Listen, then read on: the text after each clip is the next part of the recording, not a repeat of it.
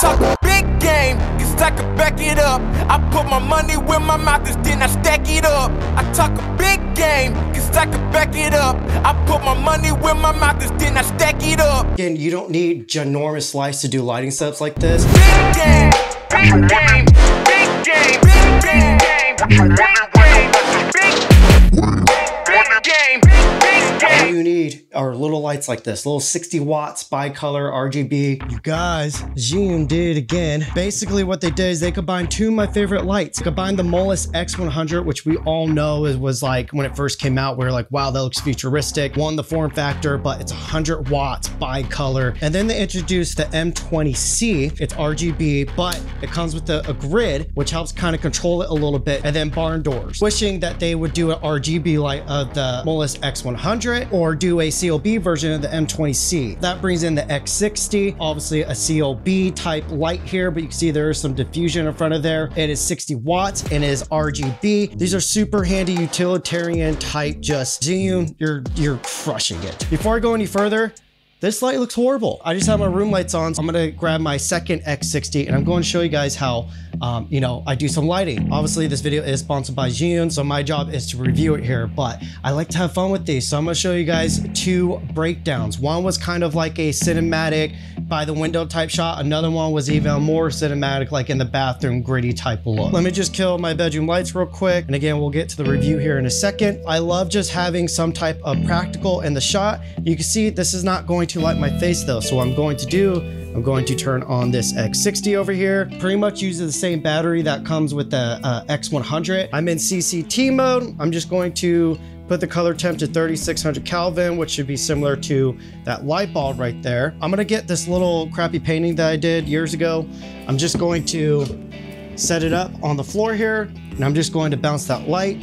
So you guys can see it's literally just bouncing off the painting right here. Let's put it down to 0, right about there. What ZHIYUN has perfected is creating super compact little lights, and they designed the heat sink to be around it, and they designed the fan to be a part of, you know, the actual physical, like beautiful design of it. So the fan is going on here, but you can see that's without, and this is with. So this is basically motivating this lamp. I'm trying to make it look like, you know, this lamp is lighting me. It's a little bit more theatric, which that's the type of lighting I like to do. I don't like things to look super raw in real life. I like it to be a little, just to dance on the line of whimsical, like a Tarantino. Obviously some of his lighting setups don't look super natural and realistic. Now, before we get into specs and really breaking down the light, let me show you guys one of the lighting breakdowns. I just got my roommate Toby to pretend he's washing his face, got done with the fire or something, I don't know, kind of make a grungy and kind of morning time. So let's get into that. Then we'll break down all the technical stuff of this little powerhouse. So guys, this is all natural light.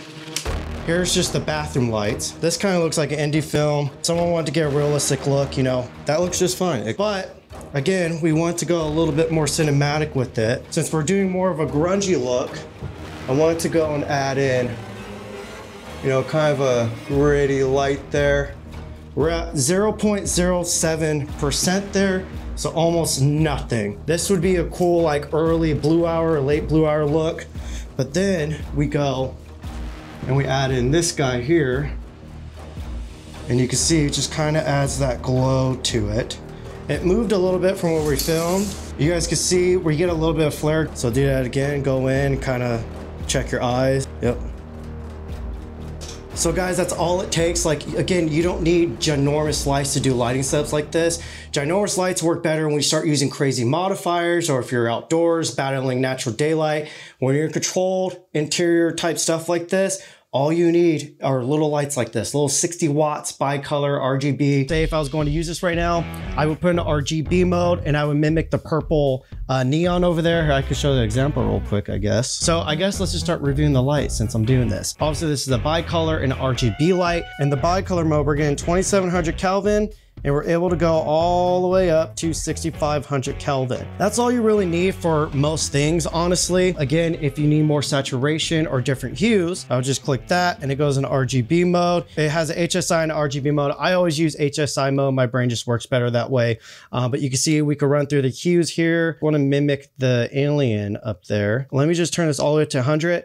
This is 100 in the RGB mode. This is like one of the most saturated little RGB lights I've used before. Sometimes when you get them, the saturation's kind of wonky. On here, when it's at 100% and the outputs turn all the way up, the saturation is just wild. Kind of motivate it to look like, you know, basically make it look like that little neon sign is putting light on me. We also have the effects mode. Let's talk about size comparison real quick. You can see this is the MOLIS X100 right next to the new X60. You see the X60 is even smaller. Once again, whoever's designing the stuff for ZHIYUN, you're crushing it. I love COB lights because they're like the Swiss Army knife when it comes to lighting, because as we're doing right here, you could bounce it off something. You can use it as a rim. You can control the light a little bit more. You can project it more. You can shoot it through an umbrella. That will lead us to the next thing here. I just have a real quick interruption. If you're digging all of the color grades in this video, these are all color grade with my new Roadrunner LUTs for S-Log3. If you're digging it, there's a link down in the description. Go and check them out. They're my first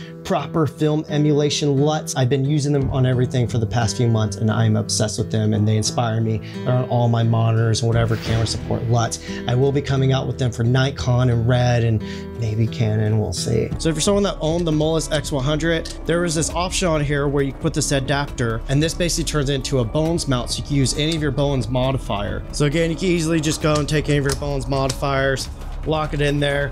Now we have, look, it's kind of silly seeing such a tiny little thing on a light like this, but you know, if you want to mimic the window out there, still overpowering the exposure right here. This looks pretty cool, honestly. Pretty wild. Again, this little thing is just like insane. Here's my iPhone 15, 17 Pro Max, whatever one we're on. This is the biggest iPhone you could get out there. How much more bigger it is than this light. This is wild.